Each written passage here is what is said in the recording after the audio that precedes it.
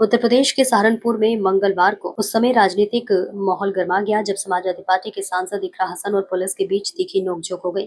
जानकारी के अनुसार सांसद एक पीड़ित परिवार को न्याय दिलाने की मांग को लेकर डीआईजी कार्यालय पहुंची थी, जहां पुलिस और समर्थकों के बीच विवाद बढ़ गया। बताया जा रहा है कि सांसद इकरा हसन शामली निवासी एक बुजुर्ग महिला के साथ उसके बेटे की कथित हत्या के मामले में निष्पक्ष जाँच की मांग करने पहुंचे थे।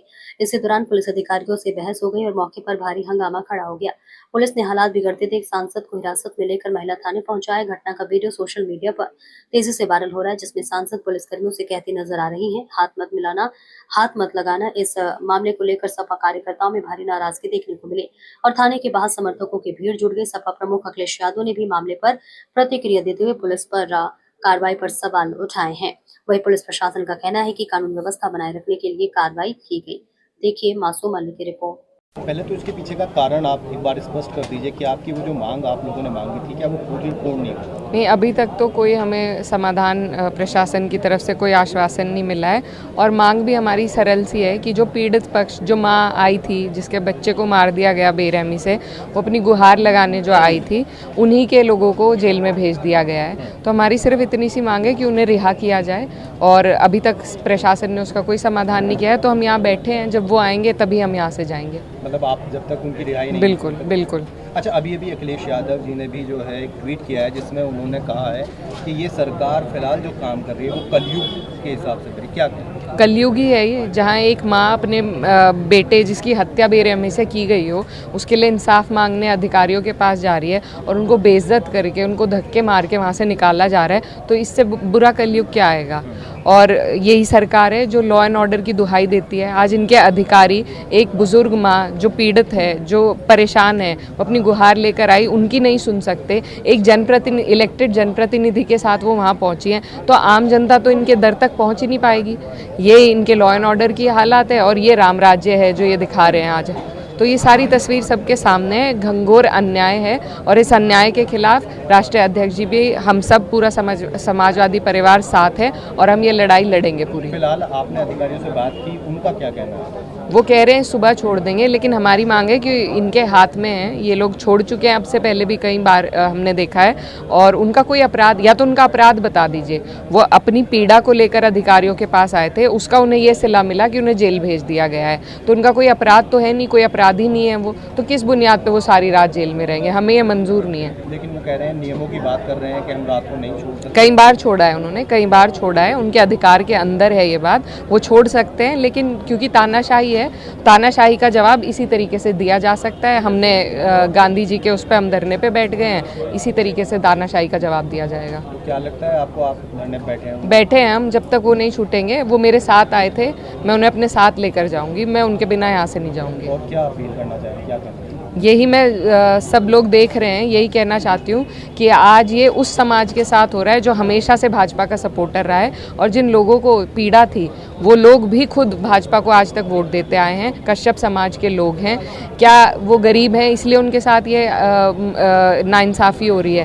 पीडीए के हैं इसलिए नाइंसाफ़ी हो रही है? क्या वजह है कि आज वो अपनी गुहार भी अधिकारियों तक नहीं ले जा सकते, कि उनके दरवाजे तक जाना भी, डीआईजी के गेट पर खड़ा होना भी उन्हें मंजूर नहीं है? एक पीड़ित माँ वो रोते हुए वहाँ से बाहर निकली है, क्या उसके दिल पे बीत रही होगी, जिसके बच्चे को आज तक इंसाफ नहीं मिल पाया? तो हम सिर्फ उनसे आश्वासन लेने गए थे कि वो निष्पक्ष जांच का आश्वासन दे, वो तक नहीं दिया गया। तो क्या कसूर है इन लोगों का?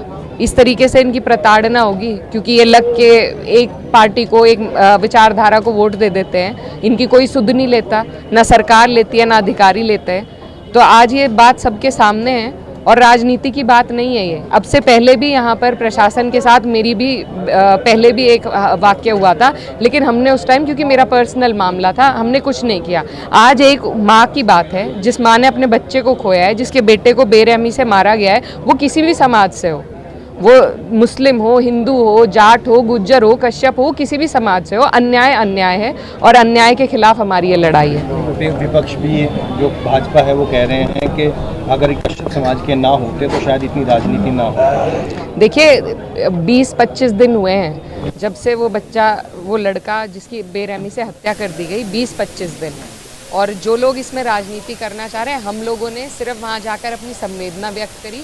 अगर उनके लोग भाजपा के लोग अगर इन लोगों के प्रति जागरूक होते, थोड़ी संवेदना रखते, तो वो इन्हें इंसाफ दिला चुके होते अब तक। इन्हें हमारे पास आने की ज़रूरत नहीं थी।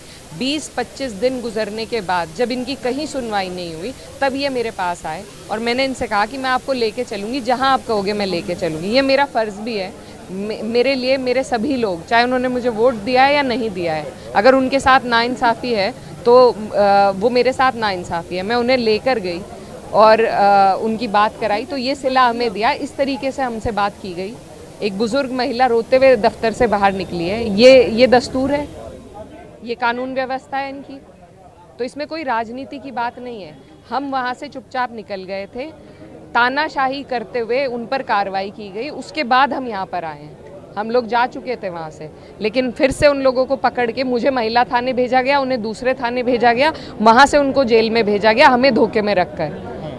तो जिस तरीके से धोखा इन लोगों ने कराया, उन पे तानाशाही करके पीड़ित पक्ष को जेल भेजने का काम किया है, इससे बड़ा अन्याय हमने नहीं देखा होते हुए, और इस अन्याय के खिलाफ हम लड़ते रहेंगे। सूचना ये है प्रशासन की ओर से कि आप लोग वहाँ पर लोगों को इकट्ठा करने की कोशिश कर रहे थे, जिसके बाद जाम लगना और अन्य जो कानूनी, हम केवल, वीडियो भी है वहाँ की, हम केवल 5 से 7 लोग थे और वहाँ हम पार्किंग की जगह पर खड़े थे, हम रोड पे भी नहीं थे, उसकी भी वीडियो है।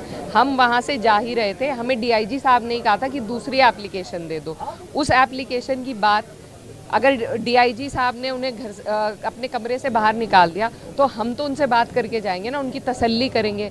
प्रशासन के पास हम तसल्ली के लिए ही गए थे, वो तो वो कर नहीं पाए। आखिर जो पीड़ित पक्ष है वो, उनसे हमें तो तसल्ली उन्हें देने का हमारा फ़र्ज़ था, वही हम उनसे बात कर रहे थे। क्या 2 बात करना, डीआईजी के घर के बाहर खड़े होकर 2 बात करना गुनाह है?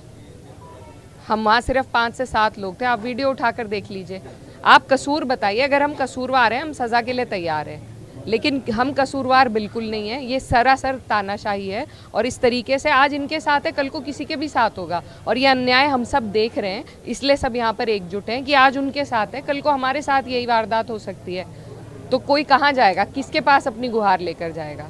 तो आज इस अन्याय के खिलाफ हम यहीं बैठेंगे जब तक हम अपने लोगों को, जिनको मैं अपने साथ लाई थी, अपने साथ नहीं ले जाऊंगी। मैं यहाँ से नहीं हटूंगी।